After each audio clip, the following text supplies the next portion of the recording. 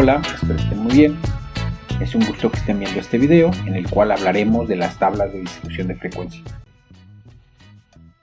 Este es una pequeña introducción al tema, ya que suele tener algunas vertientes.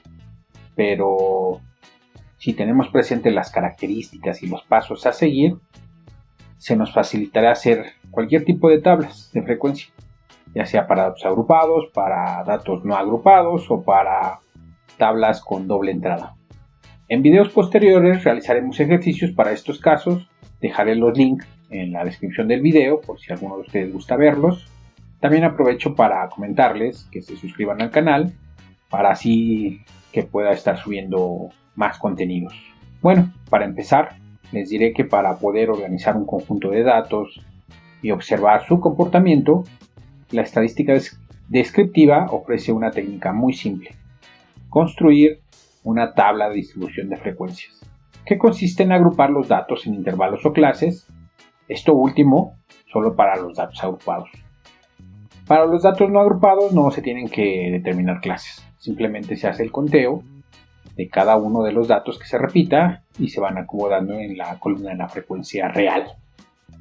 Las tablas de distribución de frecuencia deben de poseer las siguientes características: uniformidad.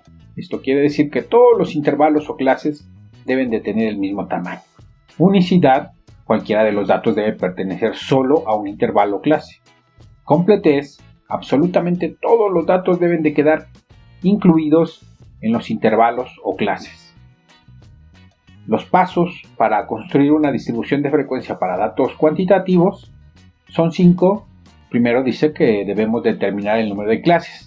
Se recomienda que sea entre 5 y 20 máximo. En el paso número 2 ya tendríamos que definir el ancho de clases. En el paso número 3 determinar los límites de clase inferior y superior.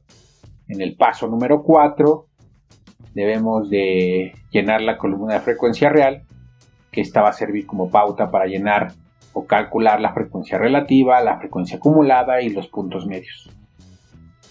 El primer paso, que sería definir el número de clases, pues lo tomaremos del libro de Estadística Elemental de Robert Johnson y Patricia Kuby, donde nos dicen que tendremos que obtener la raíz cuadrada de la n.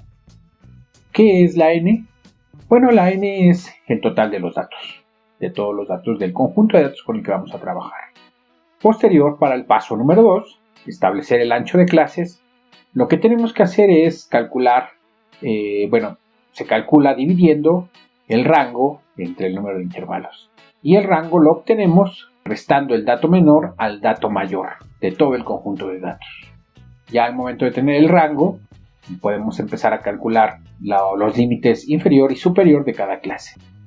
Para el paso número 3, calculamos los límites inferior y superior de la clase. El límite inferior de la clase 1 será el dato más pequeño de todo el conjunto de datos. El límite superior de la clase 1 será la suma de la amplitud al límite inferior. Este a su vez se convierte en el límite inferior de la segunda clase, y para obtener el límite superior de la segunda clase simplemente le vamos a volver a sumar la amplitud. El límite superior de la segunda clase se convertirá en el límite inferior de la tercera clase, y para obtener el límite superior de la tercera clase simplemente le tendremos que volver a sumar la amplitud, y así nos vamos a ir hasta la última clase con la que estemos trabajando. Es importante usar adecuadamente los símbolos matemáticos menor que, igual que, todos estos símbolos para que quede claro en qué clase pertenece cada dato, y esto se verá en los siguientes ejemplos. Ya finalmente, para el paso número 4, 5 y 6, en el paso número 4, que sería la frecuencia, cómo obtener la frecuencia real, simplemente se cuentan los datos que caen en cada clase y se registran en la columna de la frecuencia real. La frecuencia relativa es la proporción de las observaciones que pertenecen a una clase. También pueden agregarse otra columna para expresar estas proporciones en términos de porcentaje, multiplicando cada resultado por 100. Así lo haremos para la columna de la frecuencia acumulada porcentual, y para eso tenemos que obtener la frecuencia acumulada, que que es el paso número 6. La frecuencia acumulada de la clase 1 es la frecuencia real de la clase 1.